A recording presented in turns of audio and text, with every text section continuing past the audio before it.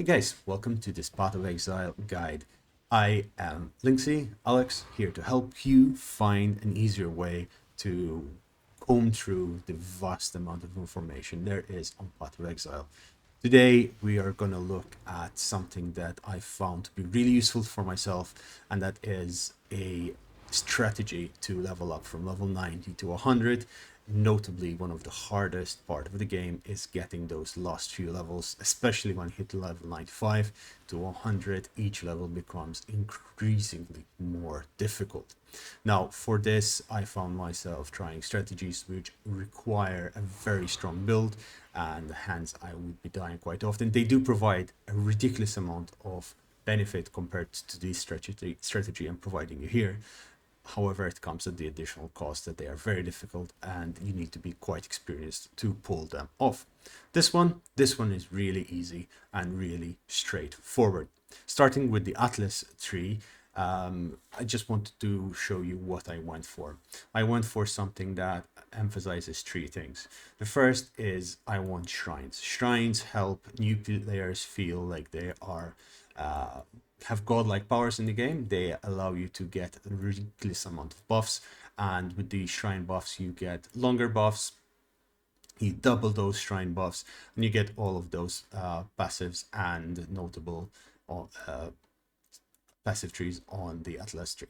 Secondly, I went for map sustainability. So as you can see here, I've picked all the map nodes over there, and they give you a variety of things. They give you more monsters, more rewards, but more importantly, you get more maps as you are leveling along.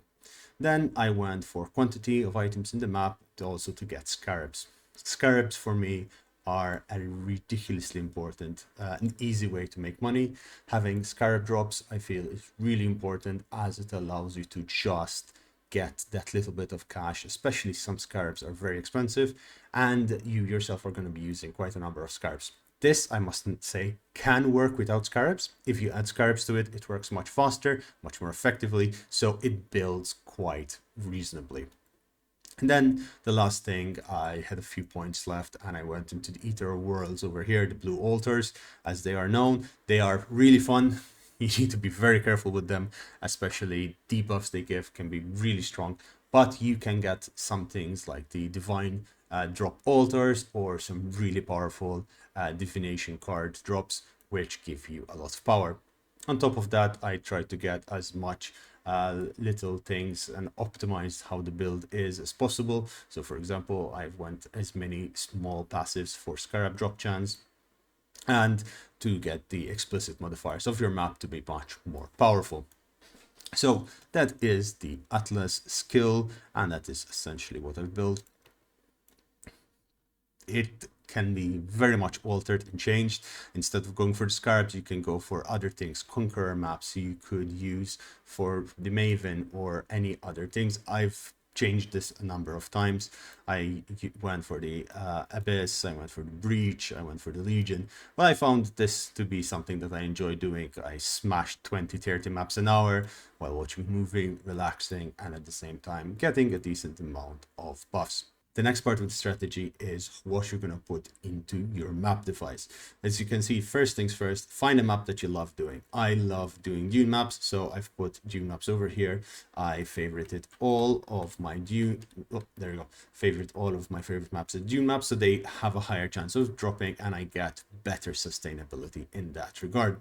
Then I go for this strategy. I put in 2 domination scarabs for those additional 4 shrines.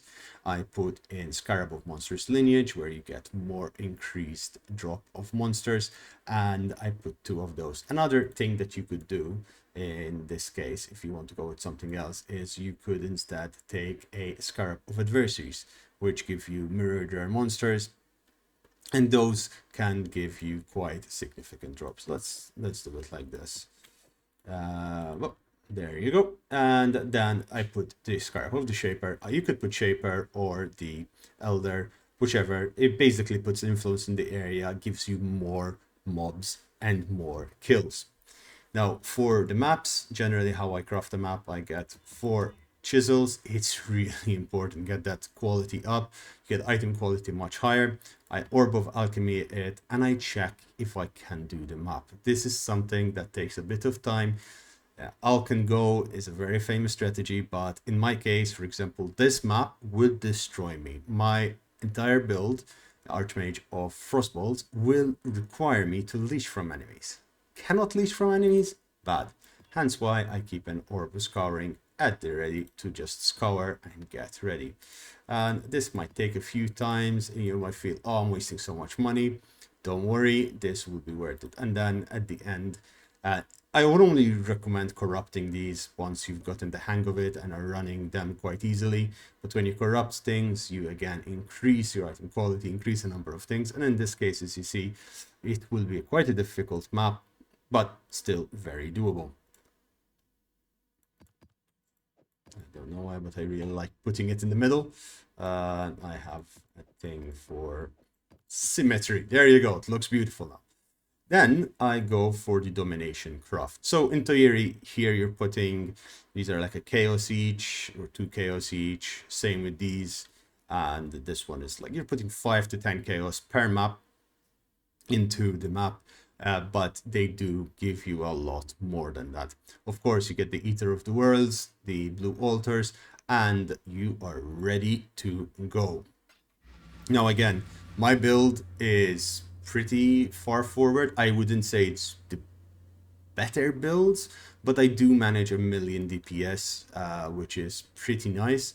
But if you have stronger builds, you'll be able to do this much faster. If you have weaker builds, though, this can still work. You put less scarabs, you don't put a craft, it still works really well. And now you're inside, and as you will see here, it's really easy to clear. There are mobs, they are spawning everywhere, you get additional things, and you can just shred through things. Now, I am struggling a little bit. They're fine. I got a shrine, and I got my first shrine, and I got my second shrine, and now at this point we start massacring everything with minimal difficulty. See, when you get one of these, just check what you're losing here. Putting a lot of resistances reduction, so I'm going to leave it for now and check later what we're going to get. Alright, we are getting some nice drops. The drops are actually really loud because I'll be watching something and it drops. But as you see, monstrous lineage already, divination. So quite a number of scarabs have dropped and we are doing well for ourselves. And boom. I'm hoping we'd get a spell echo one.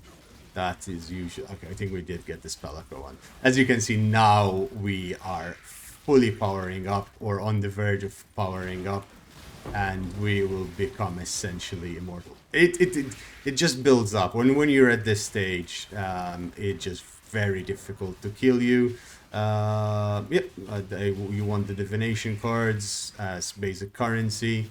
They drops, and don't loot as you're going along. Just clear the map, and then after you've cleared it, especially something like Dune, which is very open, very easy to access, you'll be able to go back and get all the loot. The trick is you want to loot it as fast as possible. There you go. Screaming Innovation. Yeah, we're okay. We got quite a number of things. Okay, kill that. And as you can see, it doesn't give you a lot of experience in one go, but it's easy and it's safe. And that's the important part. Sometimes these are not easy whatsoever and you end up dying. The whole point here is that you don't die and you don't lose your experience. So you do half of a bar, 1%. So you need to do 100 of these and you'll be able to get your beautiful level 98 in my case. Yeah, I hope you found this useful. I hope you can apply this to your build. And yeah, good luck out there, Exiles.